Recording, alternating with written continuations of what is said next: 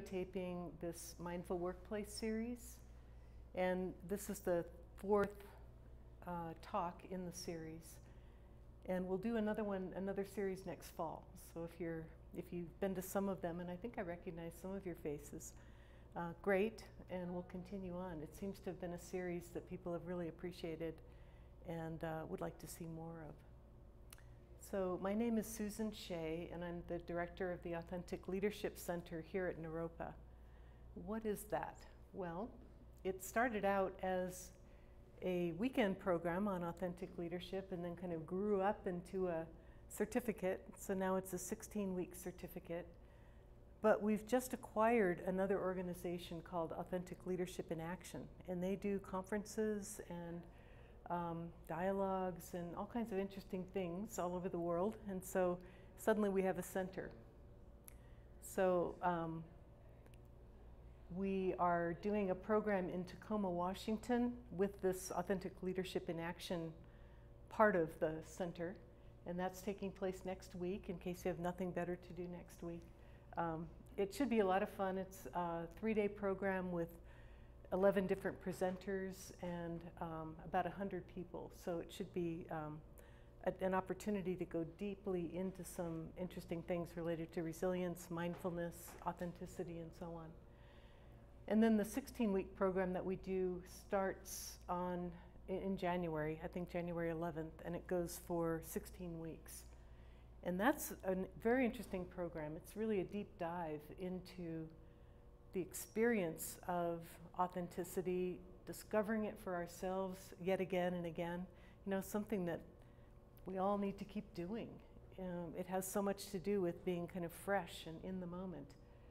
And so learning how to access that authenticity in the moment through mindfulness and other practices. But that's not enough. That's the first competency. And beyond that, then we build with authentic relationships. How can we, once we've tapped into our own authenticity, how can we cultivate that in other people? And you know, the interesting thing is, once I'm being myself, I notice that you're different, and you're different. And so what do I do with that difference?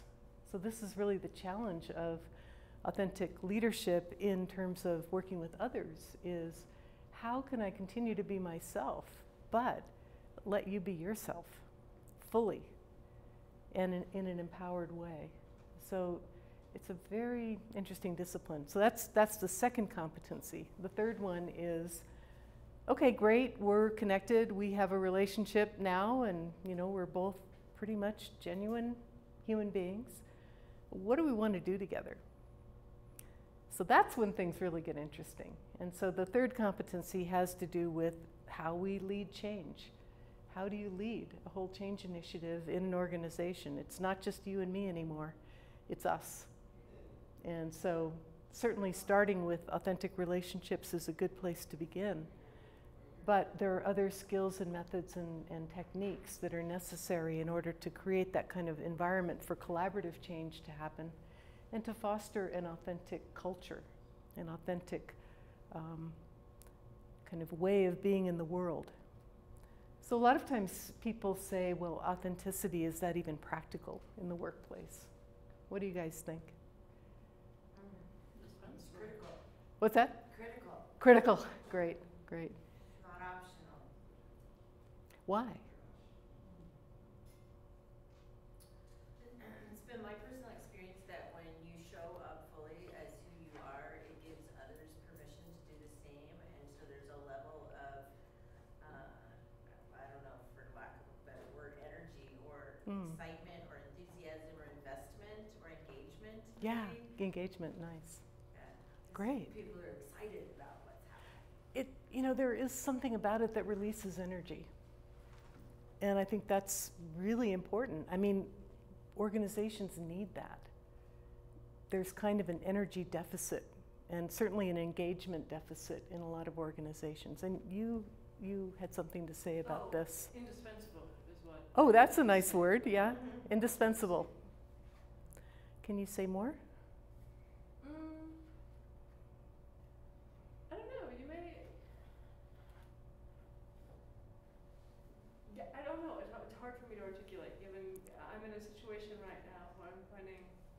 authenticity is indispensable, also very dangerous. I mean, there are Yeah. critical Right. realities. That's right. Right. And those of us who don't work for ourselves and need to continue to work for others until such time as we don't. Yes. I mean, so it's a little bit, you know, it is indispensable, but there is that business of navigating. Yeah. And discernment.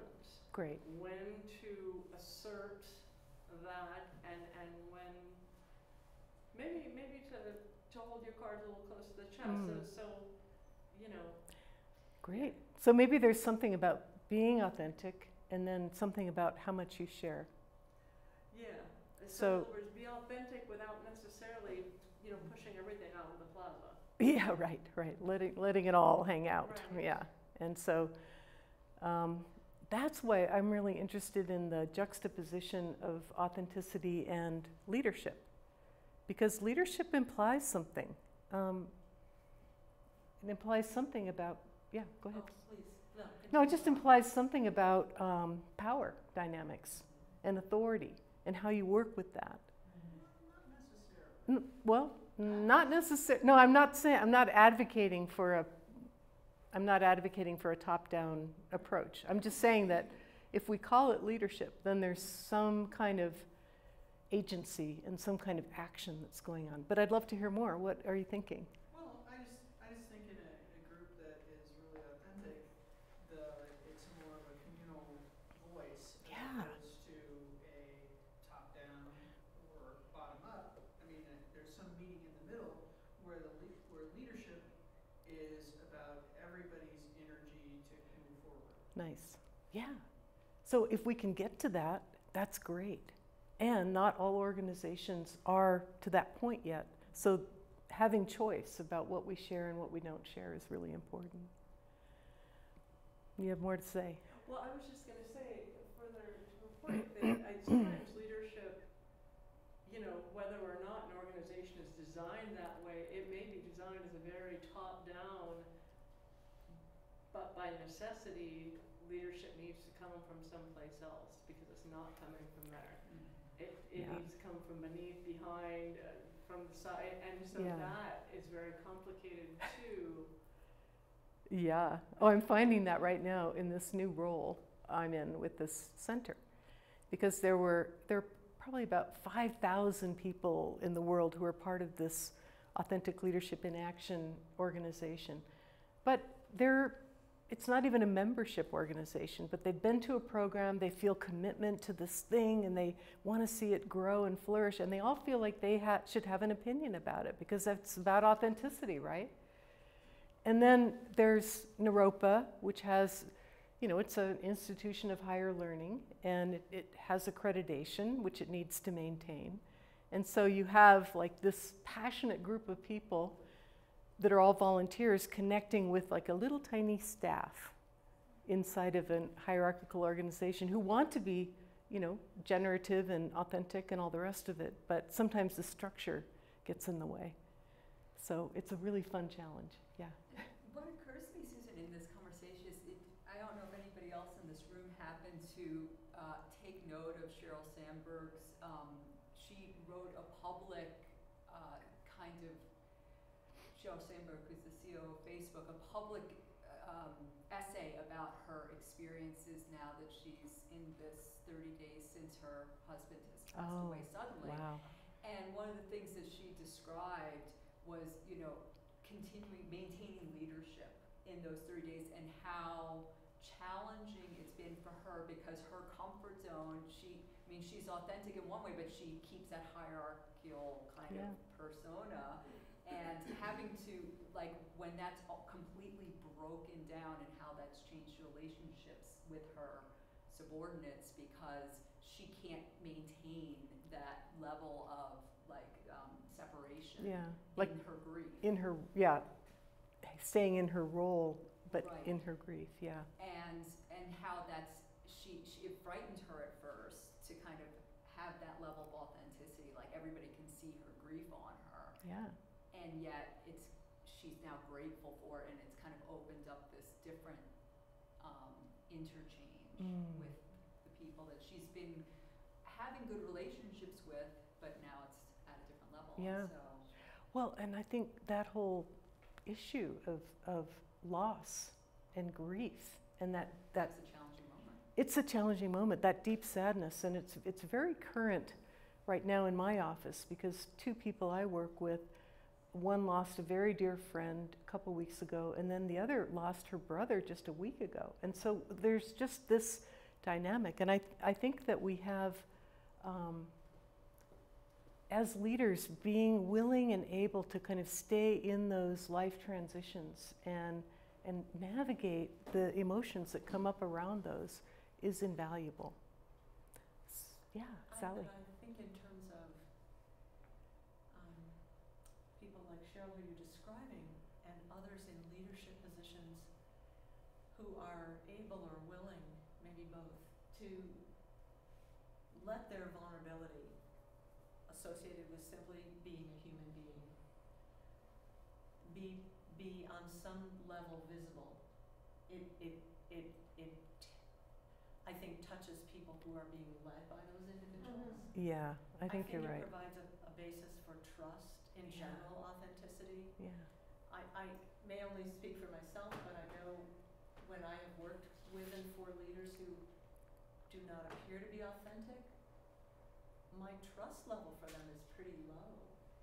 And I'm unwilling to let them influence me very much. Yeah. And yet when they are able to be humans, which to me by definition means vulnerable to the very same things we are all vulnerable to, that completely changes my level of trust with them and my willingness to be influenced by them. Yeah, and your commitment and your energy, your passion for Everything. what you're doing. Yeah, that makes a lot of sense. I feel that way too. Okay, so a lot of this is just kind of a warm up to our topic, but I am really interested in what brought you here, and maybe you have a challenge that's kind of floating around in the back of your mind, or maybe it's front and center on your heart. And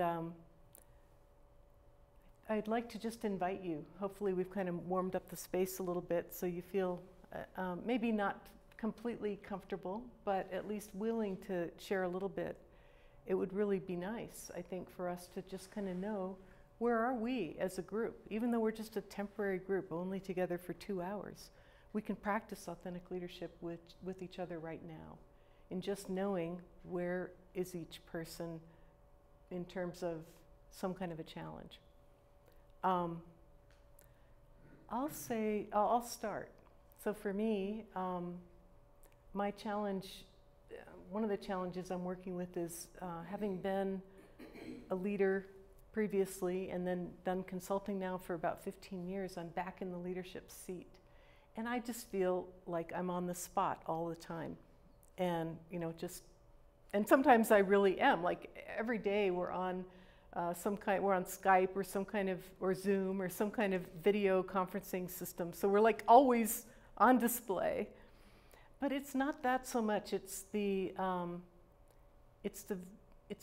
important self-consciousness of actually looking back at myself. And sometimes that's just incredibly uncomfortable.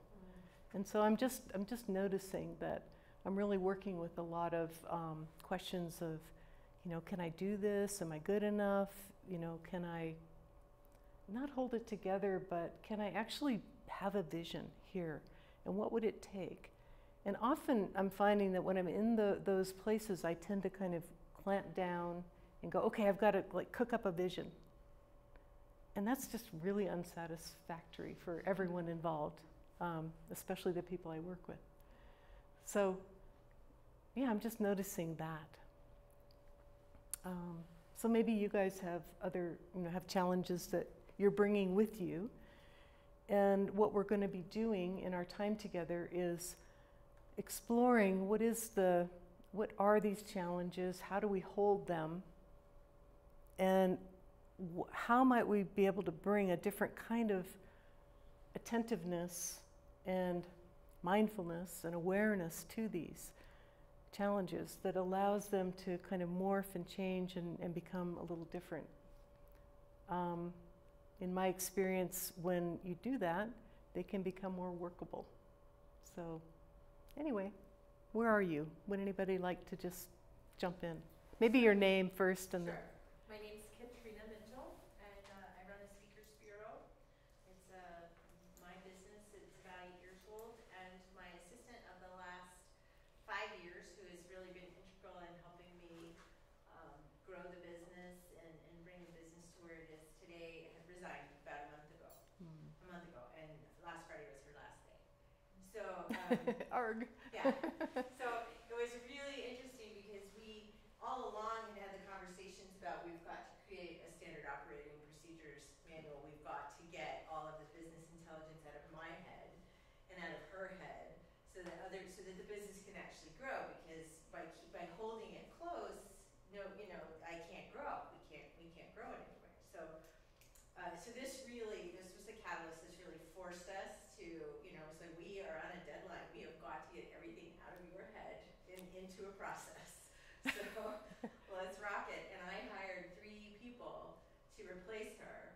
Wow. So that each one could grow in their own areas, right? Instead of having a generalist, that we would really, put somebody in place to be my right hand from a sales and service standpoint and do the rest of it. So that's just kind of so I'm in this place where through the transition was incredibly hectic and really intense, 14, 16-hour days every day for the last month. And just to make sure that we kept revenue driving while we were doing all of this other, exactly. training and bringing on new people.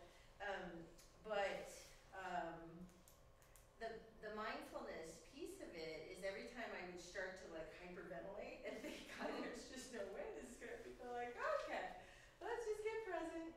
Let's just get with what is. Let's surrender to the process and know and trust that everyone is doing the very best they can, right? We're all just doing the best we can. We're just showing up and doing the best we can. So my challenge now is making sure that I'm creating a culture with the new team of that fun, creative energy, openness, vulnerability, trust, where everybody gets to make a contribution in the area that they're really, really talented in. Great. So. Sounds like you have a challenge and you have a lot of solutions already that you're implementing. Great. Thank you for being here. Yes. I am working in a field, been in for going on 8 years. It's very stressful.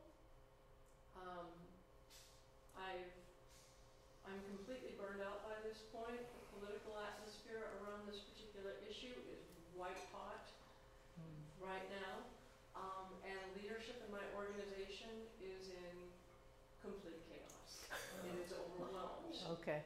And I am in a place, this has been building for a while. I finished my 1 year of a grad program here at Europa. Okay. So I'm working on a change, but I am finding that it's not changing, as fast as I would like. And I'm in this situation where, I need to support myself, so I need a job until I don't. Right. And I have a lot of loyalty to colleagues in this organization. In this horrible situation, we've sort of been, life preservers for each other for years. And so this isn't something I would necessarily bail if I could. But I'm really at a point now where I'm checking out. It is really, and I'm finding when I get mindful, I'm finding I'm just so fried by the whole thing. I'm like, I almost go into panic attacks when it's time to engage, but I need to engage. And I feel this, and I know I need to engage it, and I make myself engage. But right now I'm sort of forcing that. Okay. I'm sort of white knuckling it. And I'm really trying to find a way that is more compassionate, that is a bit more fluid, relaxed, not so because I really have to, just as a practical matter, I do have to keep doing this for a while. And I'm looking for the exit. I'm working on it. Things are good, but just due to practical considerations and due to my loyalty to people who are there, I'm not going to leave them in the lurch no matter what. And so I need to figure out a way to engage this. And somehow, when I tune into how I'm feeling around it, I freeze. Okay. That's really helpful. Thank you. I mean, it's really helpful for me to hear about it. It may not be that helpful for you to talk about it, but no, but we'll, yeah, no, I think that's great. There's so much about this that is how we are linked into our society and our, you know, our families and our relationships and the people at work, where we find ourselves kind of, it's almost like we have these antennae that are all out there, all connected, and we don't want to cut those, but there's some way in which we just feel like we're almost being sucked dry. And so we'll work with this, with mindfulness. I know that you have some experience with it, having been here at Naropa, but I have some thoughts for how to work with that. Yeah. Okay. Any other? Yes. My name is Cindy. I work at the end of this road. Nice. The end of the road? Which road? 27 years. Oh. The end of the road right out here. Oh, nice. Okay, got it. I work for Shaxton Mill Company. Uh-huh. Spinning wheel, weaving looms, that kind of thing. Hello, neighbor. Yeah. I've worked all, up through the ranks, and I worked myself out of a job in the sense that now I'm a quality manager because there's new people coming up under me, and they need jobs, and they're better able to do stuff. I'm not a practicing Buddhist in any way. Mindfulness is interesting to me because I wind up in groups where I wind up the leader, Uh-huh. whether it seems like that's appropriate or not. I'm the leader of the Boulder County Workforce Board. I'm the president of We for Real Peace, which is an organization that focuses on the economies of women and textiles. And we're revamping all of our systems in that, and I've been the one to initiate the change and make sure it happens and all that. I'm not the one who does the work. So for me, practicing mindfulness it seems like a really good skill to understand and learn, because I have conflict with people, but I'm not the kind of person that, they might think I'm going to run over them, but I don't. I sit back and wait for them to try to run over me. And then you can Okay. think of me as like a catcher on a softball team. You're going to have to hit me really hard to knock me over.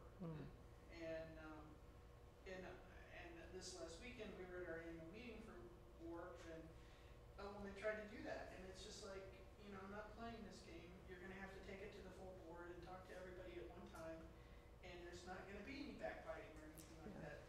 And so that's kind of where I'm coming from, is being able to manage that conflict better in myself and with my relationships. Right. Yeah, that makes sense. Because we're always confronted with these different situations. And so even though you're saying and sharing very generously with us, well, I probably don't want to be here forever in this job, and you may not want to be in certain situations too. We're kind of the only constant in the equation. So if we can figure out then how to be resilient and how to respond rather than react in situations, then we can be in a lot more situations productively and also with joy than previously. So I think I'll move into this, and then as you guys, as we do this, you can share anything that's coming up for you. Let's just have it be more like a conversation. Okay, so what is a challenge? A difficult task or problem or situation. Something that's hard to do. These are just definitions. And then a challenge could also be an action or a statement, a challenging statement, or just an invitation for a fight or a game. So depending on where we are with our challenges, we may interpret it in different ways. But I just wanted to kind of have some ground zero about what do we mean by challenges. Yes, David? Do you know the etymology of the word challenge? Oh, no, I don't. Somebody could Google it right now if they want to. Struck me. Yeah. As an interesting It probably does. Several times when I read it, it talked about being challenged to a duel. And I thought that was kind of intriguing. So maybe there's something about that that's embedded in it. Okay, Mary's going to figure it out for us. Fred. I'm just, I was interested in your first slide, which is rock climbing. You've done a lot of rock climbing. Yeah. Not like quite that. like that. I've gotten into some challenging situations. I guess I found that the challenge of climbing always made me more mindful. Yeah. I mean, I never had any problem being mindful when climbing. When you get in the way of protection and it gets scary, that can be difficult to. Well, and so maybe challenging moments are actually really great because they focus us and they encourage us to be more mindful. Yeah, what I'm finding now at work is that my biggest problem is boredom. Exactly. Yeah. Yeah. That makes sense. Multitasking to be entertaining. Yes. Right. So we have And different. it's really stressful. You're multitasking, getting more done. So work is more challenging in terms of mindfulness than climbing. Yeah, that makes sense because it's more boring and because our thoughts kind of get all sort of clogged up and yeah, it's just an endless. There's pressure to not be mindful and multitask. Mm-hmm. Meeting and trying to get something else done. Well, and so let's really apply this to the workplace because this is about mindfulness at work mainly, but we can apply it to anything. But I think work is a particularly challenging situation. So we live in a world that's really challenging right now. What are some of the things that you're seeing, just kind of environmentally or systemically, that are showing up for you as challenges? Species extinction, thank you. Yeah, it's challenging and it's terribly sad and it's very frustrating to think about what can we do about it. And there are different ways to engage it, but there's also a kind of systemic thing happening now with climate change that's somewhat inevitable. And so it's just a lot of stuff around that. Thank you. Yeah. Well, if you're talking about the workplace, I think one of the challenges is the population going from 7.x billion towards 9, maybe 10 billion, and the reality that based on a lot of expertise, really aren't. It's not the same job pool or the prospects of the same job pool that there used to be a lot, and will not. And a lot of those jobs won't. Other jobs will be created, Yeah. but the net plus minus is going to be so Okay. that there'll be many, many more people chasing many, many fewer really quality jobs. Yeah. That makes sense. And that's a good segue to the origin of the word challenge. Great. What is it? It was first recorded in the sense as an accusation or to accuse. The Latin base calumnia, false accusation, is a false statement damaging someone's reputation. Like a calumny. Great. So the challenges that we face in life can have a huge impact on our reputation, but also on our relationships and also on our self-esteem. So I think that's really appropriate, that challenges are not neutral. There's a lot at stake. Okay. So lots happening in our world, a lot of volatility. We can see it in the weather just for ourselves. I think a lot of people are really grateful that it is raining, but the fact that it's raining so much is a little scary, especially having had the floods so recently. But that it's steady rain is probably a good thing, so like we're up and down with the weather. We're up and down. I'm sorry, I'm definitely standing in front of you. We're up and down with the stock market, with the sort of financial environment that we're in. We're up and down with so many things. So there's volatility baked into the environment and a lot of uncertainty about our future. Certainly climate change is just creating all sorts of things that we can't anticipate. What are some other things that you're noticing that are creating uncertainty? Well, I think, and it's all systemic, I think along with the employment opportunities, climate change, mass no place to go. Yes, yes.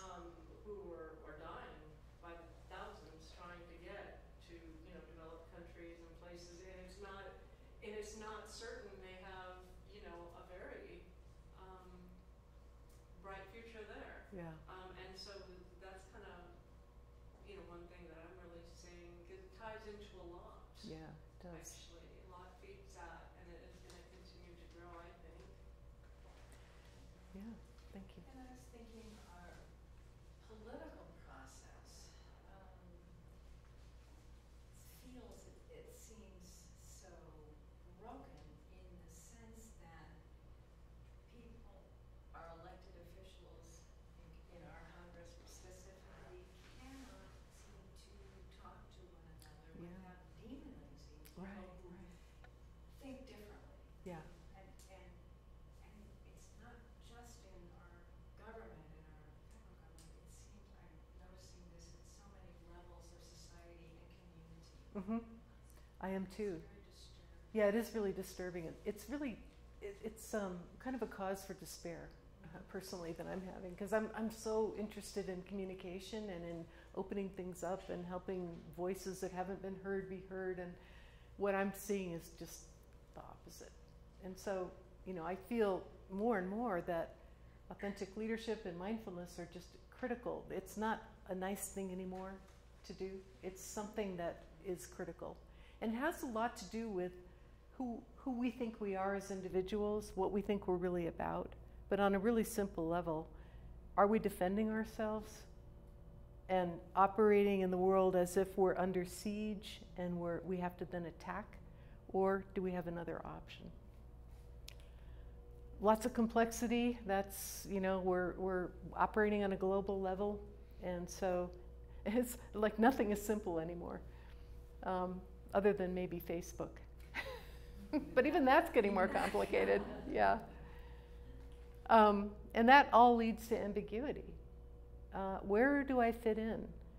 As long as I'm orienting myself toward the externals, and a lot of people are, because that's just how we're raised and what we think life is about, and particularly in a culture where there's such a focus on consumerism, it's always the next thing that you're going to buy or that you're going to consume or that you can have that's going to make you whole. And so in this culture that we're living in, it's almost like we're swimming in the ocean and we can't tell that that's the ocean we're in.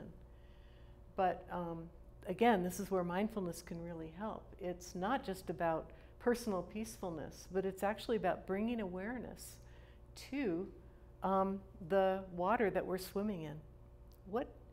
Does this make sense? Is this the only way to be a human being, the way we're doing it now? I hope not. So we live in this world of volatility, uncertainty, complexity, and ambiguity. Some people call that the VUCA world. It's just a lot of stuff going on. And so we feel like this. Kind of, okay, I'm going to take the next step. Oh, the next step is creating momentum because it's a circle. And I just have to go faster and faster in order to keep up with it. Have you ever felt that way? Like 5 minutes ago, yeah. But yeah, we all do. And we can also step out of it, but you know, we get pulled back in.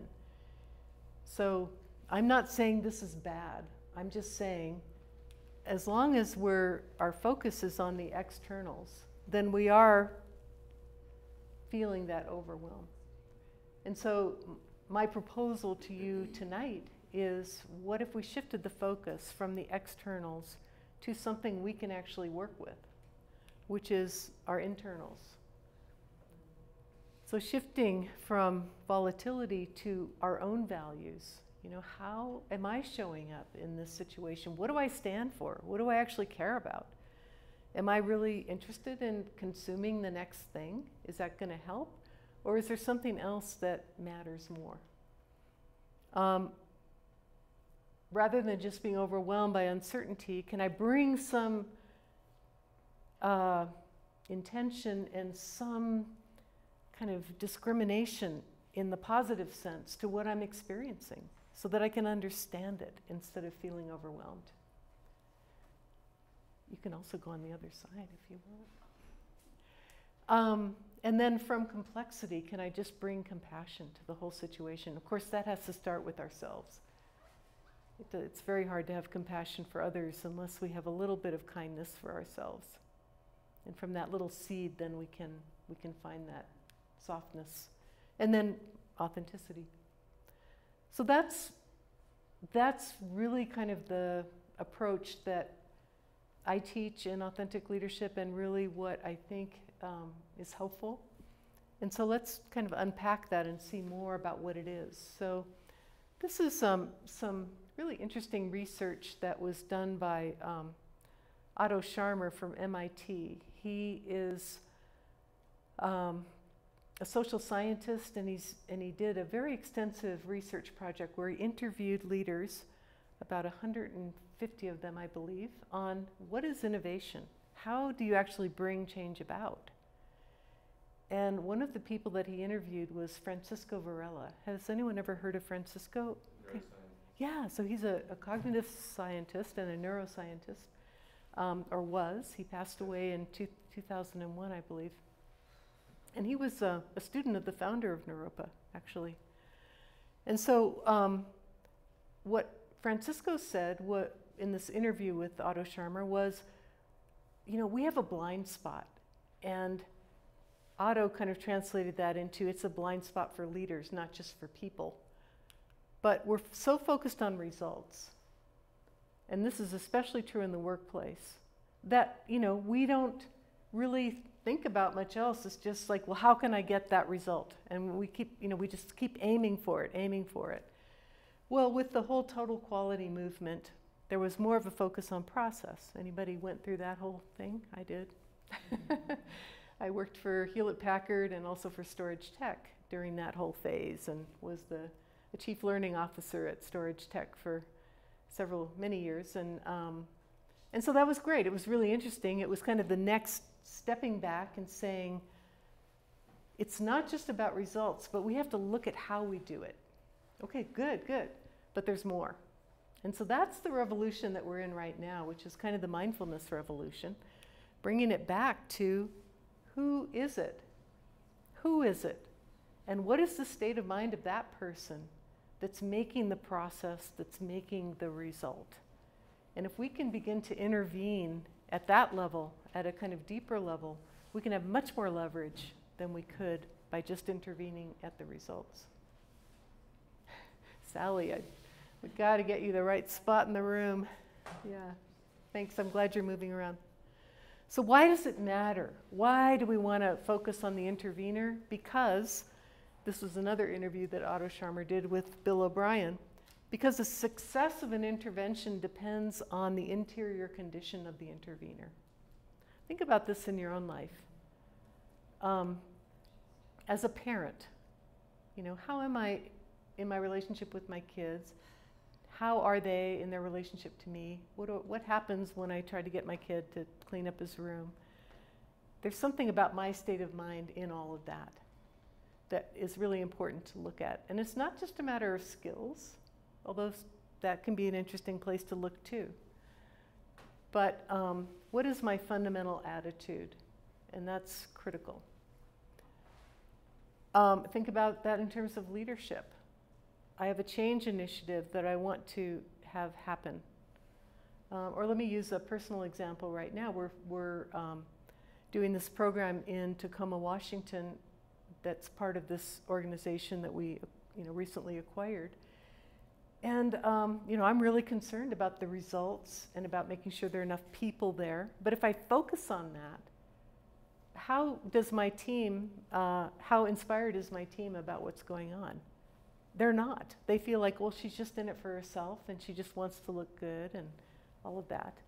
So instead, creating an environment in which we're all talking about what we're nervous about, and and also we're sharing the results, and we're celebrating, and all of that is really different. So what we want to get to as leaders is the ability to respond to situations as they're unfolding rather than reacting. So when we're right up against the window and we're looking out and we're feeling kind of desperate about getting the results we want, we don't have the luxury of responding. We're just reacting again and again to stimuli. So when we're reacting, we're avoiding situations. We're actually avoiding engagement. And so think about this from the point of view of leadership and your own leadership. How you engage with employees, and if you're engaging in the situation from a reactive place and yet you're wanting them to be engaged, you're almost creating an allergic reaction. So reacting is playing not to lose. And you know how it is when you're riding a bike or you're even driving a car and you're trying not to have an accident. It's really different than when you're just driving and being aware. Fear is the driver here, and then we're comparing ourselves to others, right? Because we have an external locus of control. We're not listening to ourselves and sensing, you know, where am I? How do I feel about this? And we're surviving. So by contrast, responding is kind of the approach rather than the avoidance. And we're playing to create or to contribute to the situation. Sure, we're going to make mistakes. There will be failure.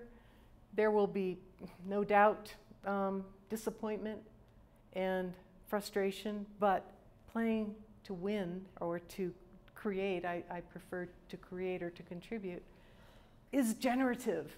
We're forward moving. We're actually doing something. And so that means we're taking a risk. It creates more abundance, and ultimately it creates thriving. So this is like a really simple diagnostic. If you're in your workplace and you're feeling sort of shut down, you're living in a cocoon, you're feeling some sense of fear and desperation, it's probably time to at least take a bit of a risk. Maybe just 2%. You know, but just something to kind of ventilate the situation, open it up a bit, and get things moving. So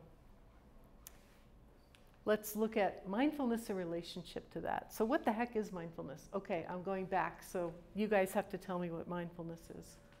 What is it? Yeah? Paying attention in a particular way, on purpose and present. Great. Okay, so that's John Kabat-Zinn's definition, which is a very good one. He was a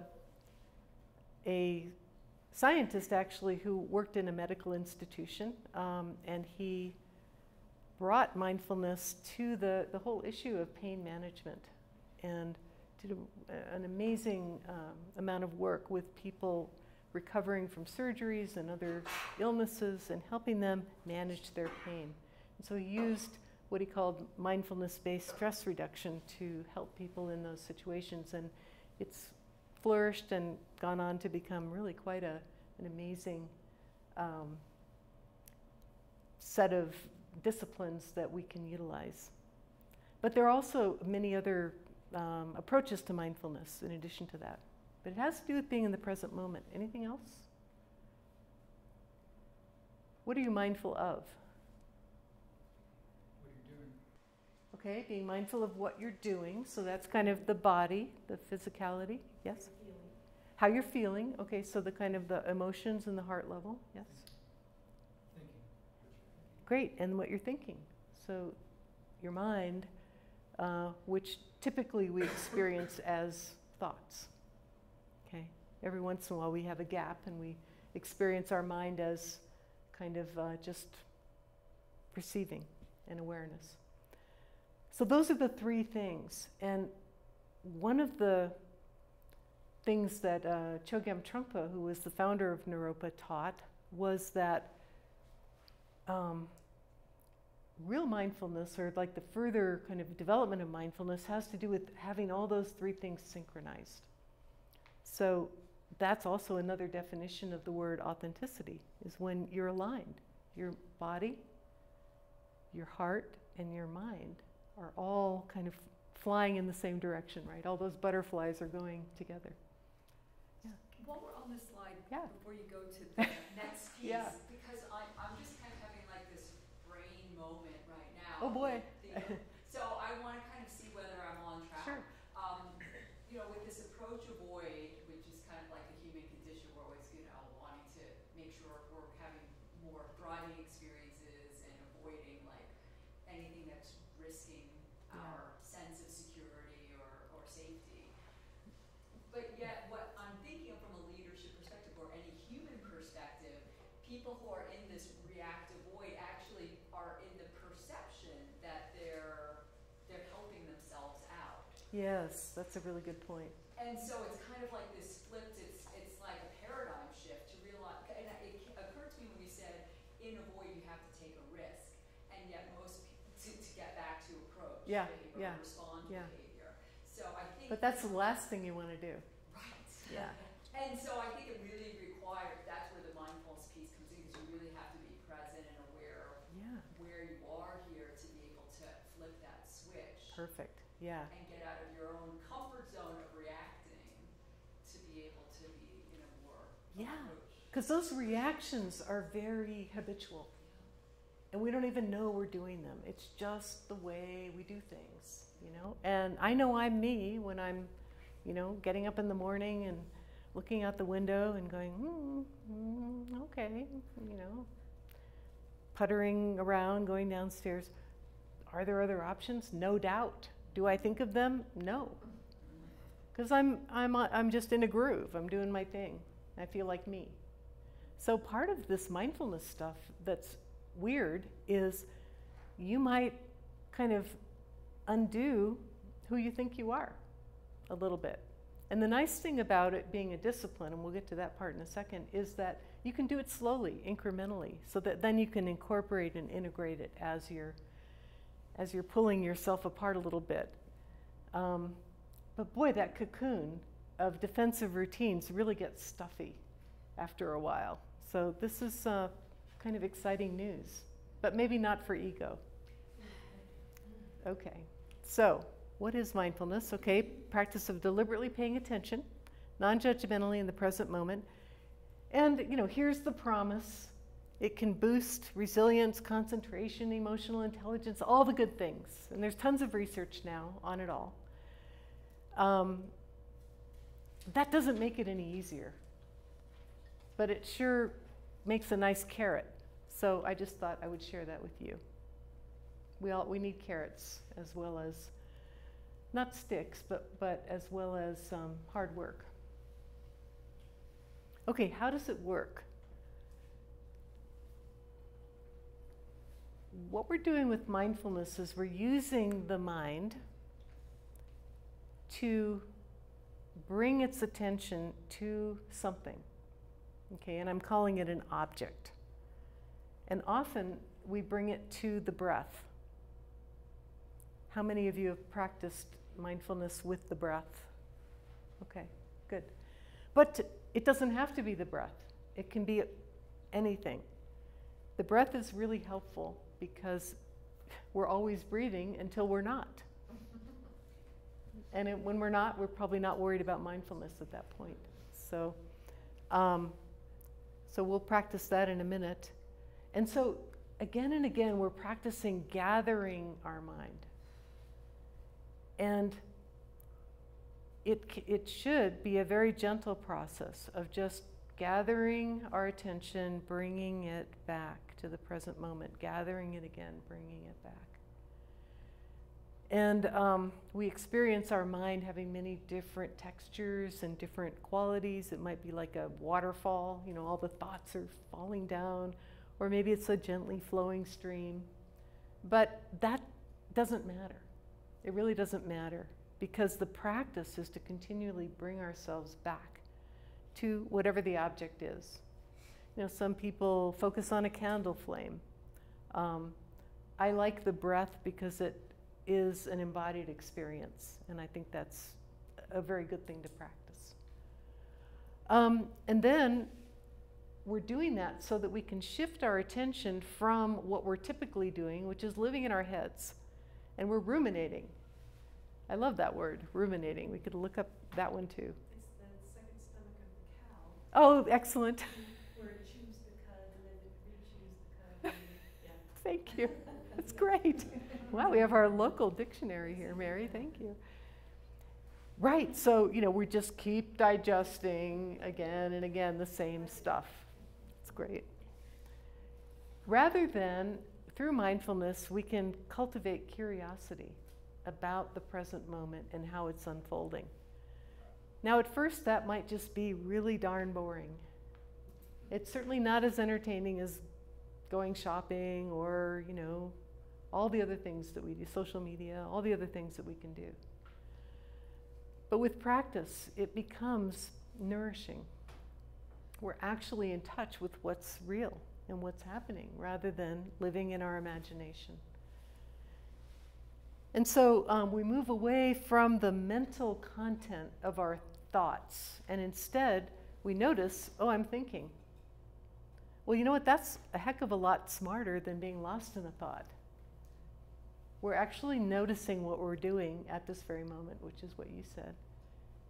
And what I'm doing right now is I'm thinking. Okay, I'm thinking about, I don't know, all kinds of stuff.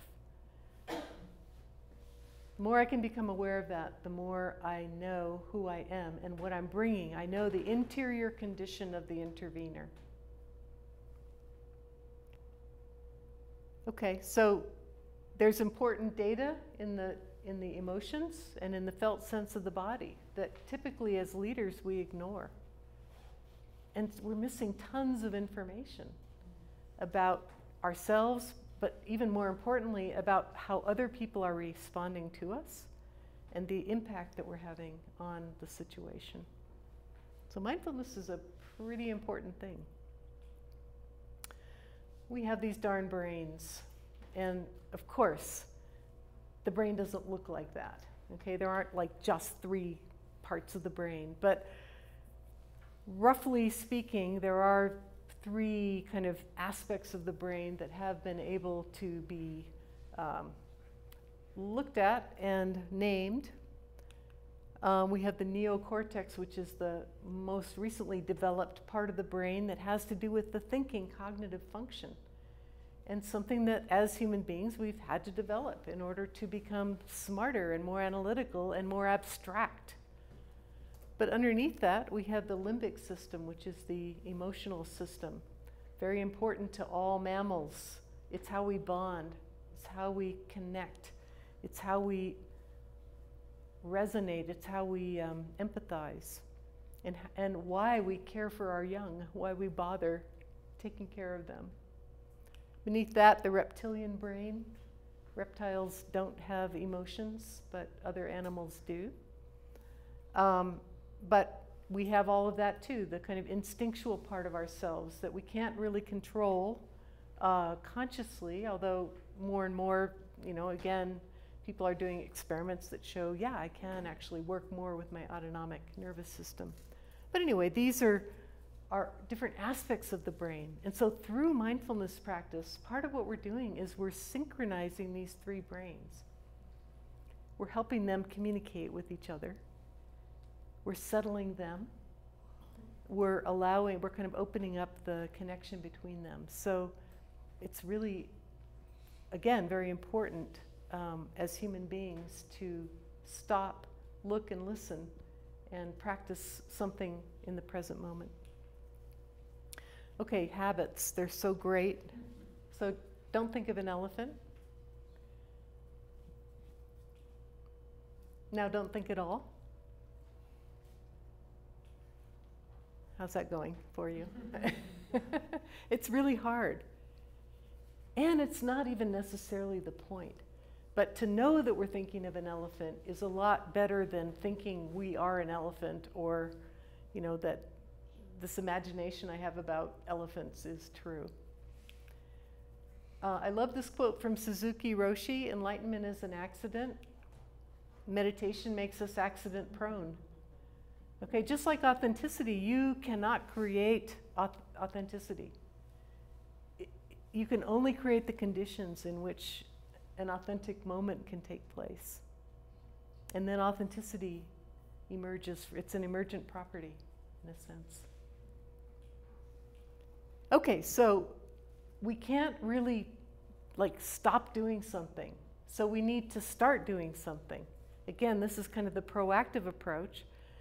So we practice mindfulness rather than stopping thinking. So we're replacing, we have to create a new pattern. So we're replacing and adding a new pattern to the old patterns we already have. Does that make sense? This is kind of a philosophy of learning, but it really comes in handy because when you're meditating and you think, oh, I should stop thinking, or I got to get rid of these habits, or whatever it is, just know that that's not going to work.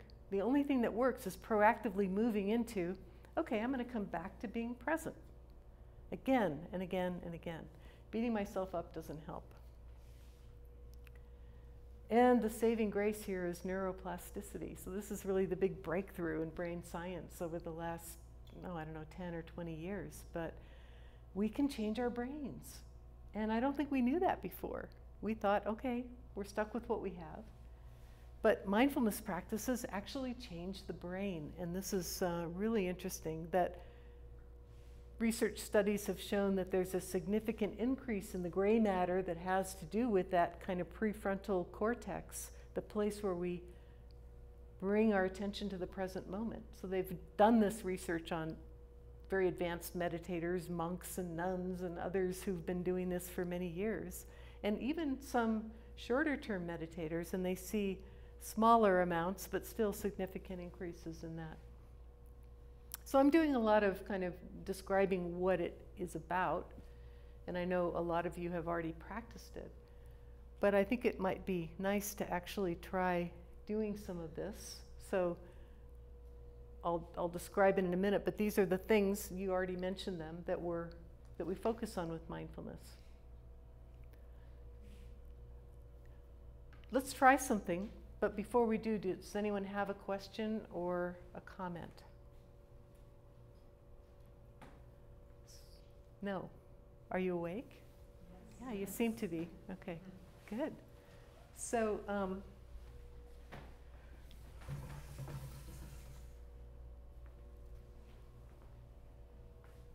I'd like to for us to just come into this in a very natural way. So don't even change how you're sitting. Just be exactly as you are right now and bring your attention to your body posture. Don't need to change it at all. Notice your feet. How are they in relation to the floor? There's no right or wrong here. Notice your legs, any tension in the legs or relaxation. And just become aware of your torso, your arms, your head. So very, very gently, we're not adding anything here. All we're doing is adding attention. And notice what comes up for you. And if you want to move, that's okay too. Why don't we just all move and find some place that's a little more comfortable?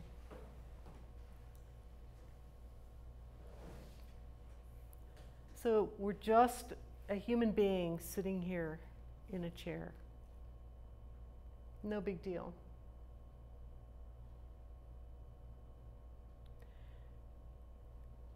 So become aware now of your breathing without changing it at all.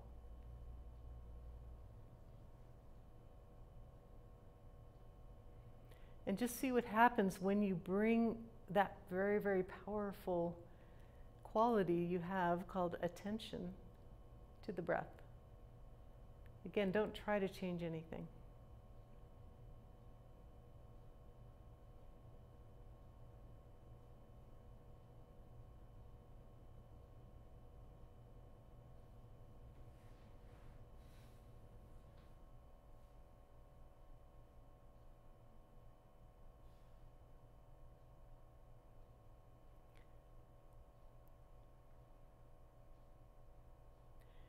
So you could say this is the simplest, most basic technique that's almost not even a technique, is just be present. Presence has several different aspects to it. If we want to go into more detail, we have the physicality of being present, okay? And so now I would say let's bring a little more deliberateness to this by adopting just a bit of a posture, not changing much, but just uplifting your spine a little bit. So if you're leaning against the chair, just bring yourself a little bit forward so you're uplifted. And notice what happens with your spine when you do that. And notice what happens with your energy.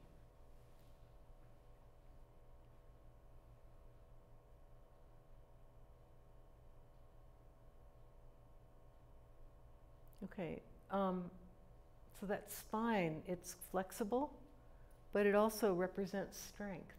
And it's very important to us as human beings, this sense of uprightness, right? A lot of animals are not that way. They're on all fours, so this is something unique to us. And then, in terms of posture, just noticing the front of the body. So the front of the body has a lot of vulnerability, right? We don't have a shell like some animals do. Now, some animals have a shell on their back, okay? But we have quite an open front, and that connection with the heart is really important to notice and to allow to be there. So the spine actually helps, because that strength, contrasted with the vulnerability, is, again, what it means to be human. That's us.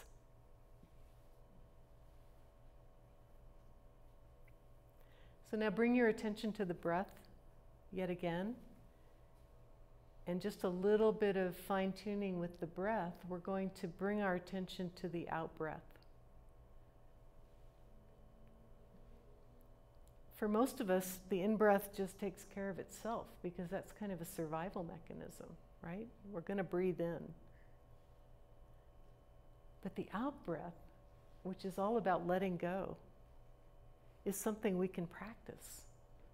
So we can connect to that out-breath and actually ride the breath out. Let it dissolve as we go out. And, let whatever tensions or concerns or preoccupations or ruminations just go out with the out-breath as well.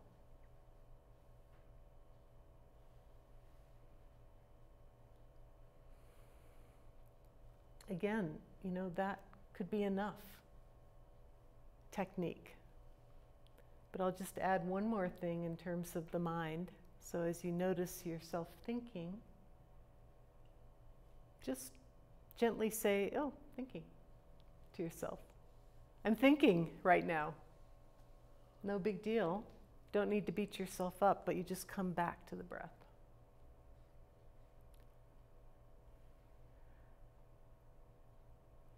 So this can be challenging after a long day of work and a long day of thinking. But it can also be a really, really friendly and gentle thing to do for yourself. Hey, put it in neutral. Just be here for a minute.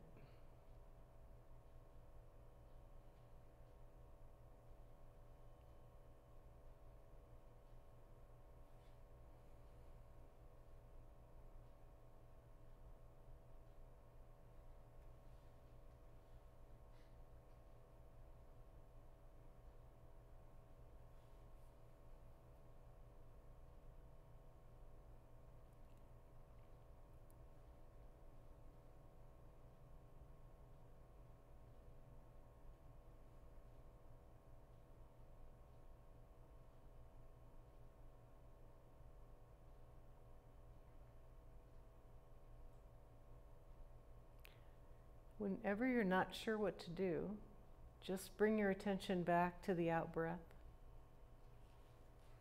and to the sense of being present, the physicality of that.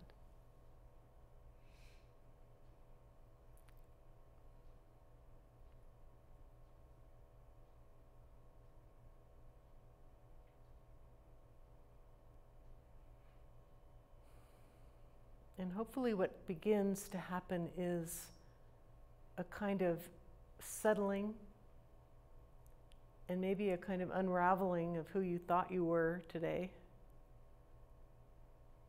That's fine. Whatever concepts you have, just let them go.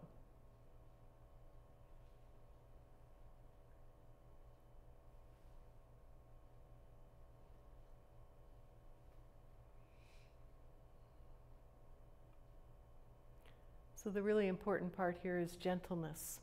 And I think mindfulness lately is becoming such a, well, I'll say it, just such a fad. And when that begins to happen, the focus is on performance, right? Because it becomes co-opted by anyone who wants to have someone else do a good job. Now, we also want to do a good job. But what I want to encourage you to do is just be as you are, whether that's tired or happy or whatever. Stay with it. What we're doing is developing the capacity to be with what is, which is not easy. It takes courage. Not to manipulate ourselves into being good girls and boys.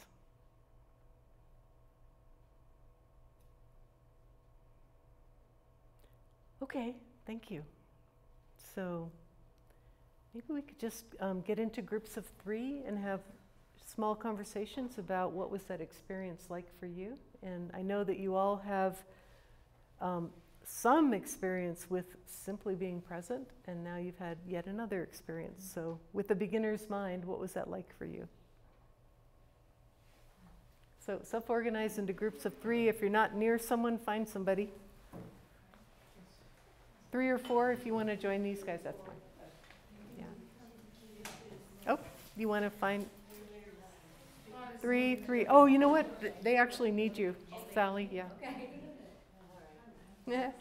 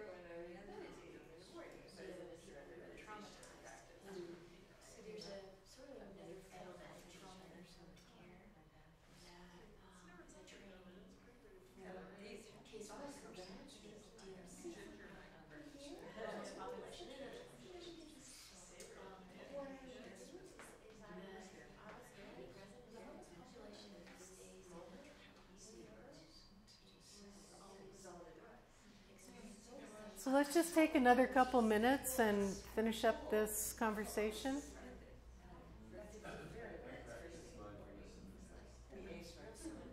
Hi. You guys are overachievers, what can I say? Yeah. It's challenging. I always have kind of that little extra person looking back and saying, how am I doing? How am I doing? Okay. I think self-consciousness is all part of it. But you have to relax it at some point. Yeah, it seems to be. We're stuck with it, yeah.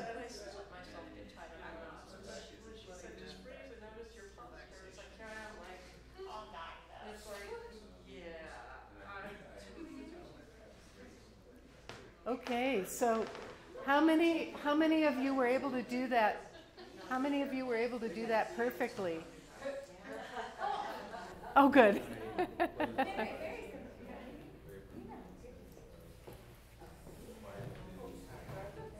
So, perfection is not the goal here, but oh, there's one right out there, but not everyone signed it. Perfection is not the goal, but continuing to stay in process is the goal. So how was it for you when you noticed, oh, I've been drifting? Did anybody actually fall asleep? Close, okay. Anybody go into dreamland? That's usually what happens to me first. I start having very vivid dreams, and the next thing I know, I'm right in the dream. And I hope that I don't either fall off my chair or my cushion at that point. Yeah. Okay, so any experience that you'd like to share? I'd love to hear about it. It was a fairly short session, but Just how I'm aware of energy. I work with energy. I'm a meditator, and I still, like when you did that exercise, stay where you are, note your posture, or note your how your body. I still let myself get tied up in knots. okay. And as soon as I recognize it, then of course I want to straighten myself out, and then everything starts flowing better. Mm-hmm. And sometimes it has occurred to me. Sometimes I wonder if I do that to intentionally shut off energy because I'm not sure what to do with it. Yeah. And it can become overwhelming. I catch myself doing that a lot, particularly at work. And it's just something I've been keeping in the back of my mind. Is sort of, what is this? Yeah. Attending to this. So that was kind of an interesting, just one more thing. It's like, oh yeah, I let myself get tied up in knots, or I tie myself in knots. I'm not, Yes. sure, it's all that. Right. Okay, well, so this was what occurred to me when you were talking before, is to really work with the breath, because the breath is actually soothing. It helps us, and it models for us what to do. So, okay, if the in-breath takes care of itself because it's a survival thing, then yeah, what if I just actually ride that out-breath out? Then I'm not in knots because my attention is on this thing that's moving. And then the magic of this out-breath is it dissolves. It's no longer there. I can't hang on to it anymore. I have to let go because there is no more breath at that point. And so what do? That's where most of us panic, is at the end of the out-breath. Just play with this. Play with me. Just breathe out.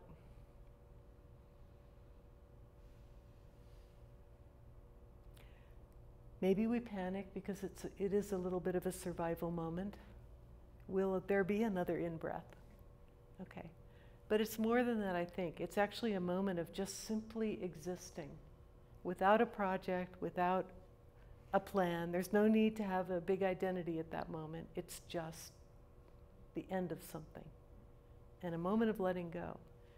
And that's, at least in this particular kind of meditation that Chogyam Trungpa taught, it's a very important moment, and one that we can practice developing familiarity with and friendship to. And then see how that impacts your ability to respond to challenging moments. Anyway, anything, so I went on and on there. Anything more to say? Yeah. I just noticed when you were talking, it reminded me, I sometimes am aware of that pause Yeah. between the out-breath Yeah. and the in-breath. Yeah. Yeah. Great. Where is it? What would peaceful? Yeah. It's peaceful for you? Peaceful, resting. Okay. Lovely. So it's a moment of rest, or it can be, if we don't fill it in with a bunch of stuff. So that's just an invitation for let the breath actually be soothing. You know, let it show you the way, which is let go. And then be nice to yourself when you tie yourself up in knots, because we all do it again and again. And this is part of what we're learning, is how to just gently untie those knots. It's not something you have to do. The knots will unravel by themselves. But by bringing our attention to that in a kind way, the knots feel like, oh, I'm no longer needed. I can just undo myself. Okay, any other comments about your experience?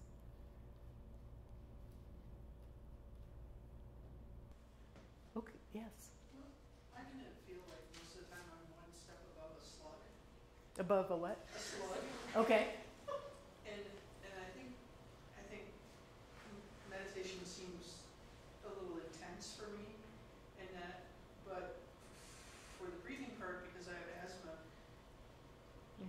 it's really interesting to focus on your out breath, not your in breath. And Oh yeah. and the part you said about the pausing, that it really resonates with me because I've never thought of it that way, at the end of the breath, and just letting it go and not lose.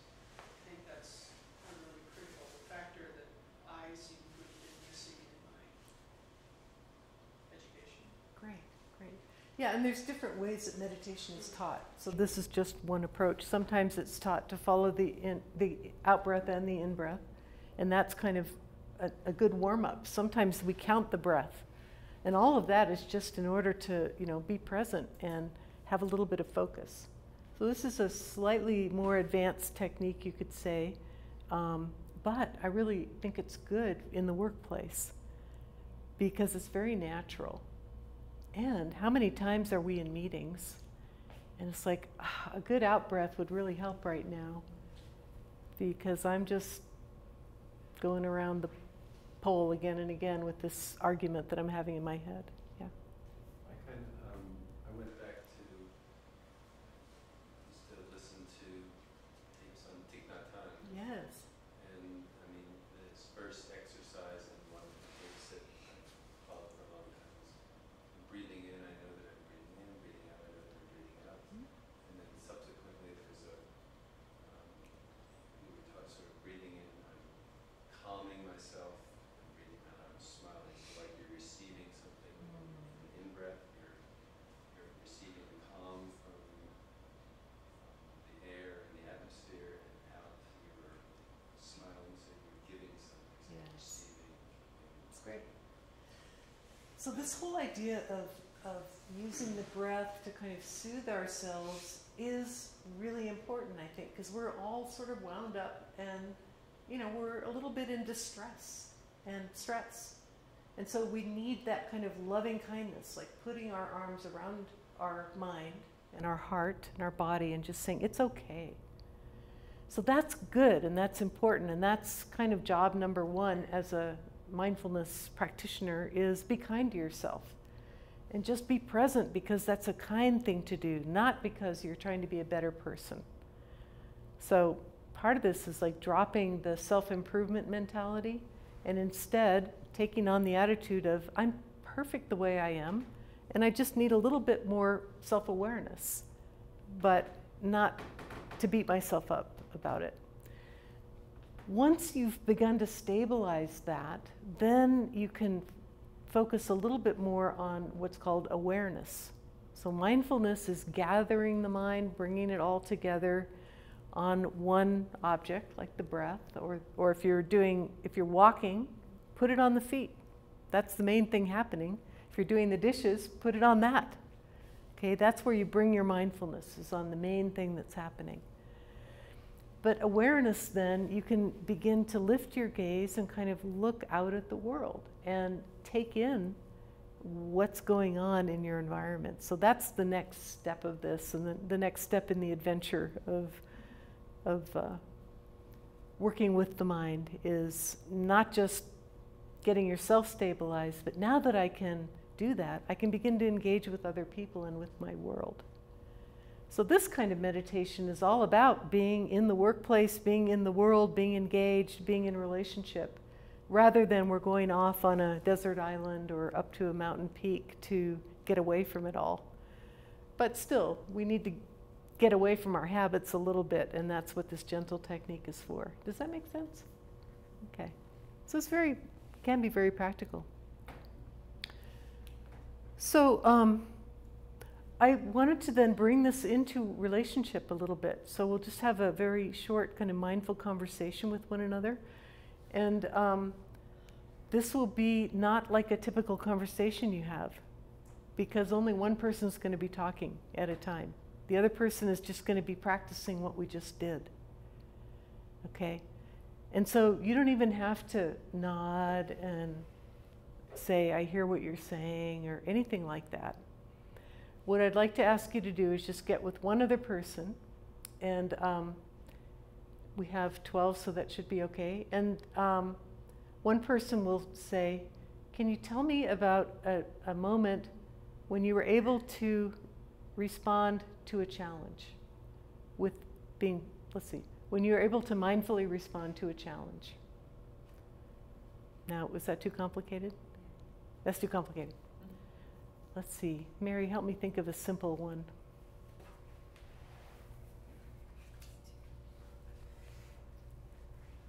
Kind of. Yeah, tell me something about your day today that was challenging. That was challenging. Okay, Yeah. That's great.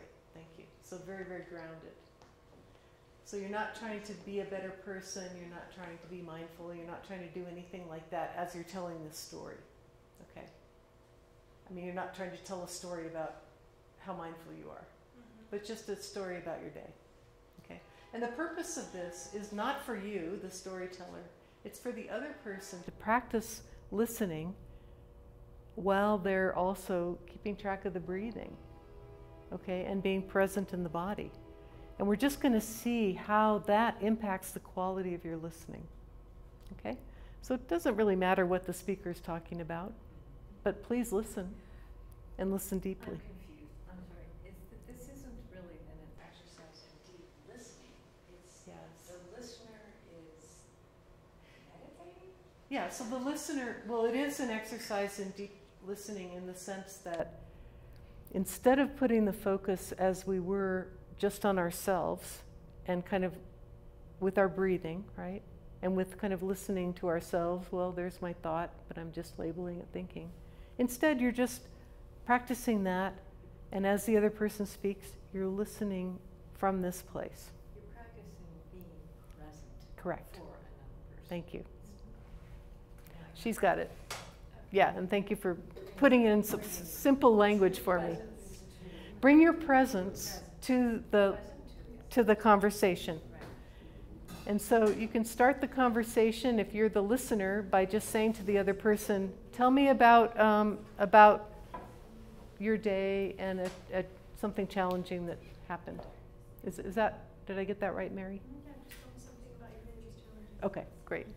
So just get with anybody and get with Mary.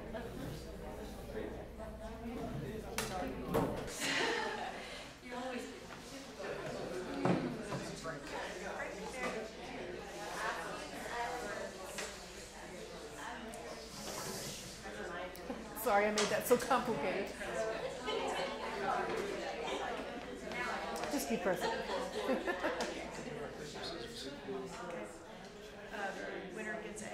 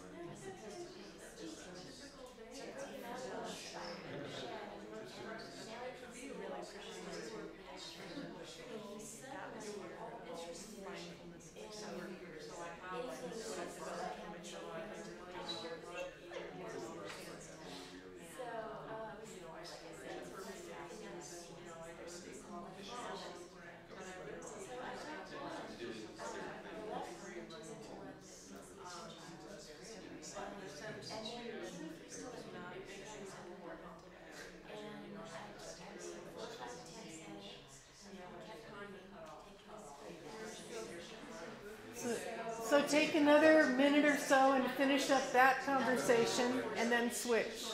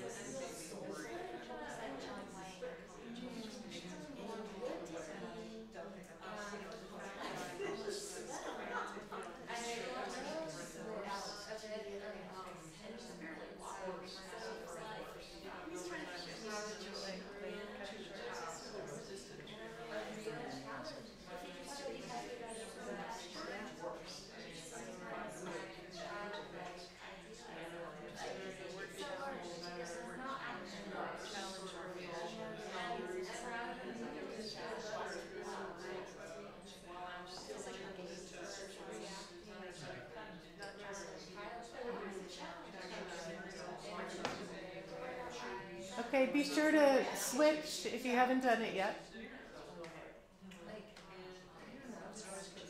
Okay,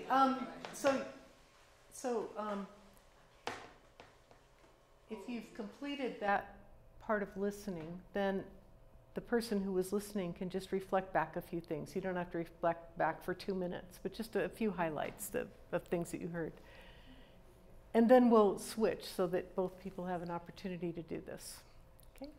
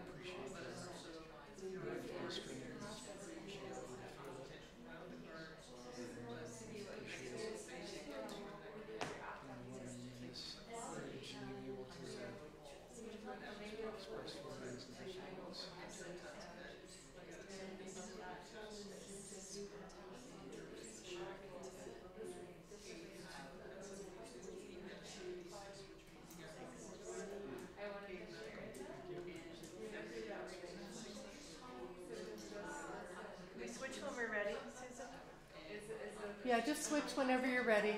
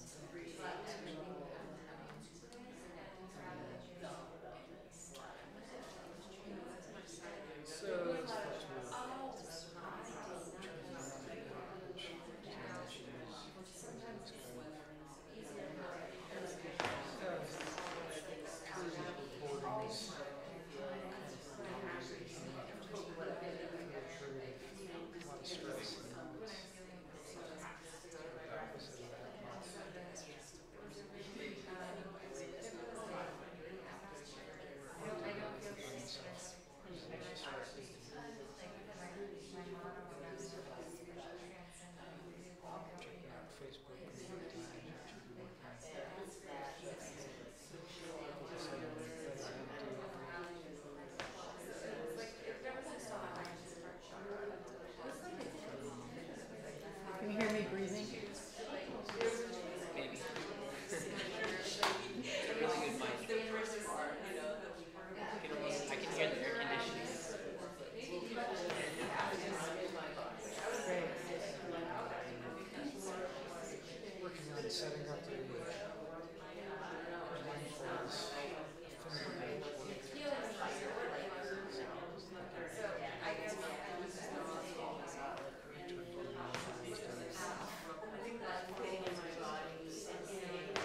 Okay, so finish up this part of the conversation and then reflect it back if you haven't already.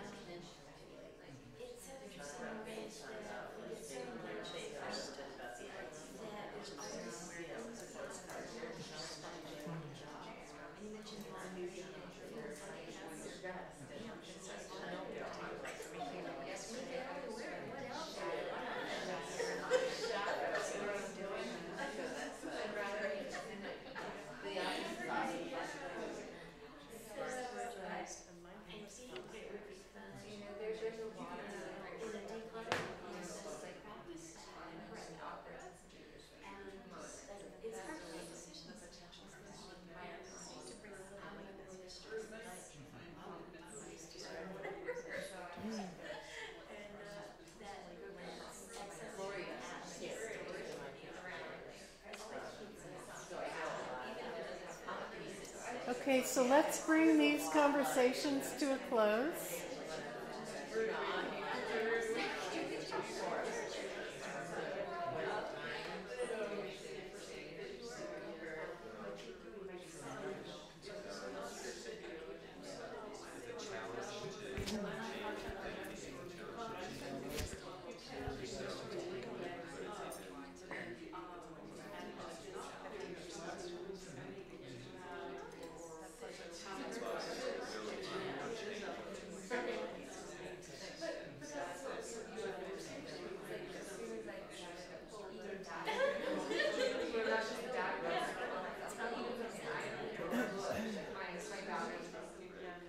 Okay, thank you. Great. Let's come back together.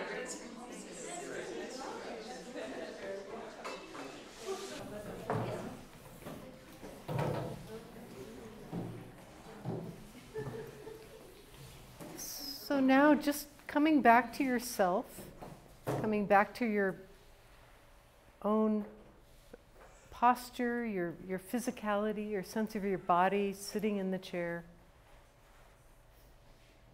Notice your heart. Notice your breathing. Again, just bring yourself back. Okay, gather your mind. And see if there's any contrast with that compared to kind of where you were at the end of the conversation. So just notice, did I get kind of caught up in the conversation? Was I like really into the content of it? And that's not a criticism, it's just, yeah, I got into it. Was I able to continue to be present and just sort of notice myself as I was listening? Or did I find that my attention went fully to the other person or sort of on the other person and that I lost touch with myself? So that's all. You know, we're just practicing now. How can I bring mindfulness into my daily activities? One of the really important things that we do every day is have conversations. And we can easily get lost in them, just like we get lost in our thoughts. And so this is a way to kind of bring ourselves back very gently yet again. And even in a conversation, you can bring yourself back to your breath.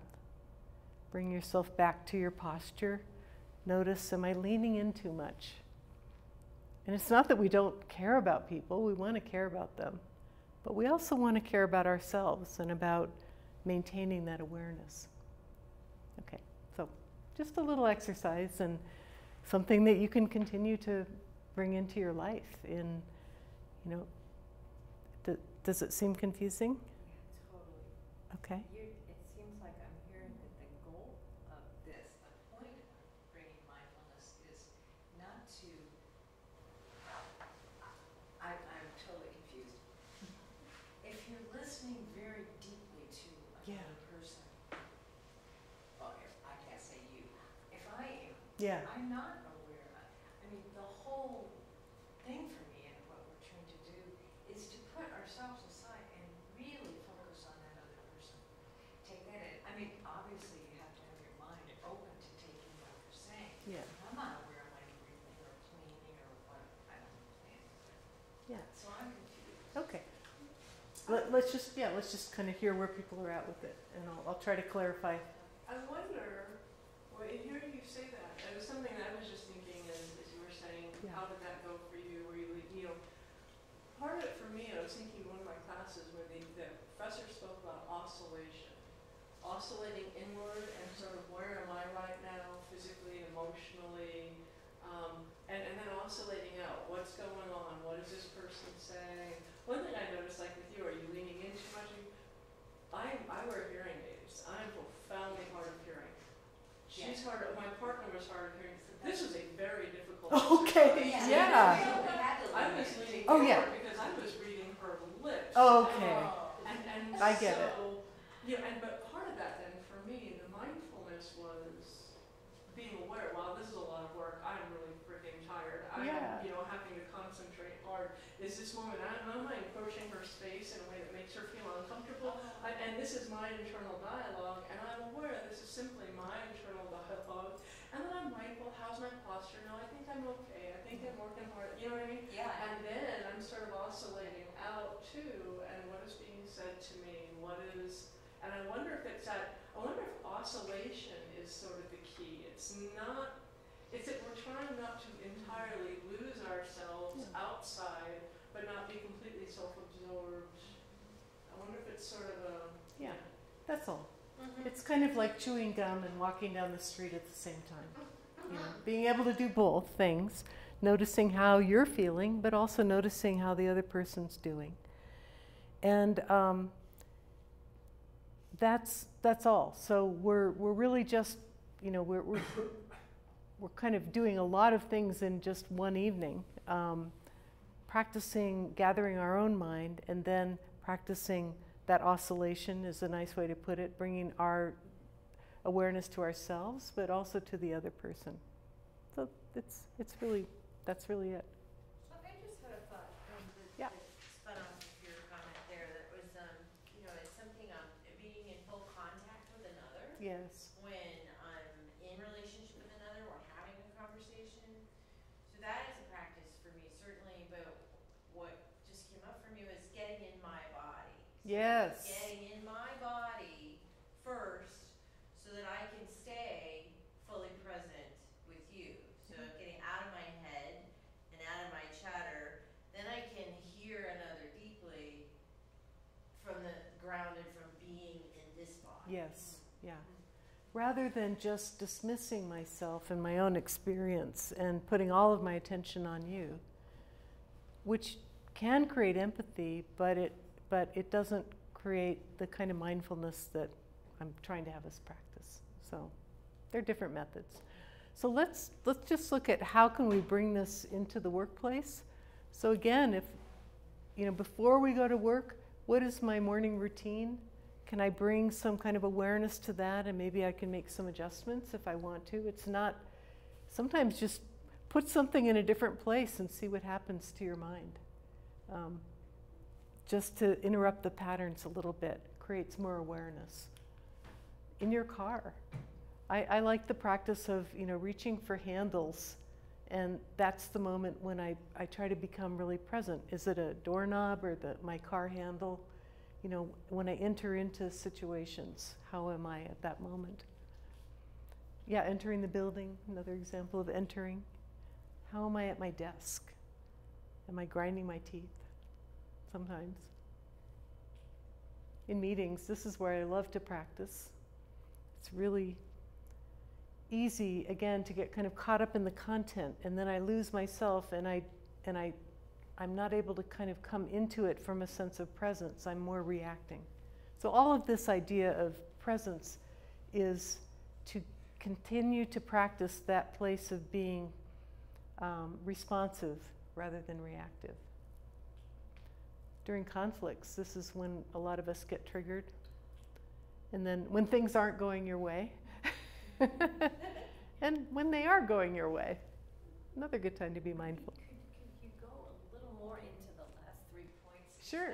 That seems to be the topic, like practicing mindfulness in challenging situations. Yeah. And I'm dealing with one in my life. Okay. How do you maintain that mindful presence when people are In your face. Yeah, during intense conflicts or things aren't going your way? Yeah, yeah. How do you do that? Right. Well, so it kind of starts with just that basic boot camp we were practicing, you know, of just, can you be comfortable with yourself and with your own breath? And then can you actually ride that breath out? And that's the beginning. And be kind to yourself in that place. And then that becomes a place of refuge in a sense. And then in times of conflict, what happens is that especially our amygdala, our emotional brain, gets all overstimulated, and we become very reactive. Yeah, so part of it is being able to settle ourselves. And so sometimes you have to just get away from the conflict and then do that. And of course, there are all kinds of conflict resolution techniques and methods and things like that, but we're just talking about the really important aspect of self-management in those situations. And yeah, when things aren't going your way, that's a moment to actually be present with letting go. It's not going my way. Well, what can I learn about that? Should I keep pushing? Maybe now it's time to ask a question. Maybe I need to seek more information rather than continuing to push, push, push. What would an out-breath offer to the situation that might be different? These are just little tips. I don't know if they're not going to solve the whole thing, but. Seems like in those situations too, it's really important to just start to be aware and curious. Mm-hmm. What kind of animal am I in conflict? You know? Yeah. Saber-toothed tiger. What kind of animal am I when things aren't going my way? What kind of animal am I when things are going my way? And just becoming sort of aware of Yeah. the creature. That's definitely that mammalian brain. Yeah. I think another important point is that, you know, when there's a big shock and you're in real high stress and real high conflict, you're, in terms of the different parts of your brain, the amygdala part is the first part that reacts. And it can hijack the neocortex Yeah. and everything else and your rational thinking process and your calming process. So if you train with this enough, then you can be prepared for that. And then when that moment comes, you can actually feel yourself with the amygdala starting to hijack. And then it will pass, but you have to give it time to pass, and then you have to practice those techniques that allow it to pass. Otherwise, you know, I mean, it's like people, it's like road rage. Yeah, that's Somebody, a really good and that's a description. perfect example. Two fairly rational people, one guy comes in front of the other, the next thing you know, one guy wants to beat the crap out of the other guy, and there's a big fight going on, Right. and it's two amygdalas Tangling. Yeah. tearing into great. each other, Yeah. and if they had just figured out a better response for that, that wouldn't happen. And that happens all the time. Yeah. Many cases. Thank you. Great examples. I think it's like for me, a practice of just not doing anything with it. Just like to explore the quality and texture of it and just not do anything and just stay in that space. It's interesting to. Yeah, and that takes a lot of trust because we feel threatened. And when we feel threatened, and that's what happens with the cutting off, you know, in the car, we're scared. And when we're scared, we want to defend ourselves. And so just knowing that that cycle is now in play. And yes, I like what you said, we can let it go. We can not do anything with it, but let all those brain chemicals subside and then have a fresh start. I mean, isn't it, to your original point, the practice of going from like VUCA bad to VUCA good, for lack of a better Yeah, what the heck? term, Need a new term. Yeah, I mean, the going from reaction to choice. To choice. Yeah. But that's where the awareness comes in, because you have to know that you're in the reaction and observe the other reactions going on around you, and then like kind of making the choice to step back. And that the other person may be in that reaction too. Right. Yeah. And that's not something you can necessarily control, but you can Right. influence it by At how all. you're Right. reacting. Sorry. But At all. at all. You can't control at all, yeah. But you can influence it Yeah. by your own response. Yeah. Or not. contribution to further escalation. Yeah. I had a little moment like that this morning. Oh, no, please, Sally. No, I was gonna say, because some situations need to be influenced. I Yes. guess that's where I was coming from. I mean, one of the things I was Yeah. going for, and that's good, and that's a good point. So that by not having your amygdala kick in, so you have two amygdalas, step back, take a breath, and then become aware of what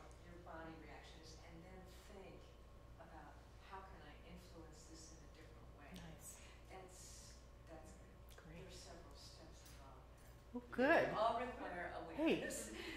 she's unconfused now. Yes. Your amygdala will kick in. Yes, I mean, yeah. you'll just be aware that it's kicking in, and then Yeah. you can Right. kind of That's the key. let it Right. dissipate. And sometimes it seems too, if you can simply not act, they will dissipate of their own accord. Yeah. They need shared momentum somehow. Yes.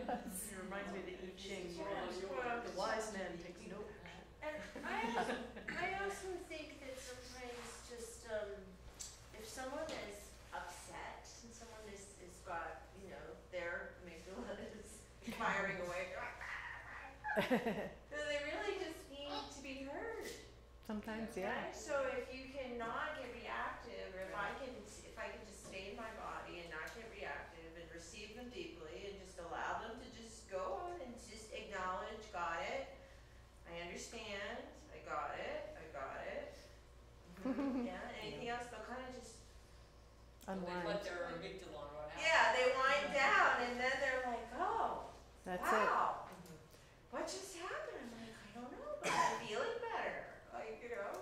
Well, and that's what we're doing with ourselves when we're practicing mindfulness with the breath, is we're letting ourselves unwind and kind of putting our arms around ourselves and saying it's okay. So how can mindfulness create resilience? Yeah, we have a focus for being present, well-being, which is different than peacefulness, empathy and compassion, and yeah, we can relax our defensive routines instead of reacting to them. So then we can learn deeply. That's it.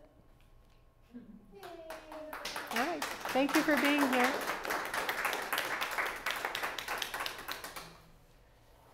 Good. So if you want to be on an email for future mindful workplace events or other events connected to the center, please put your email on here. If not, enjoy your evening. Oh, it does. I have a little tail. It matches you too. I know, but look at us. Yeah. Oh, it's okay. Great. I have to wait until Dave unhooks me from all of this. I can't move.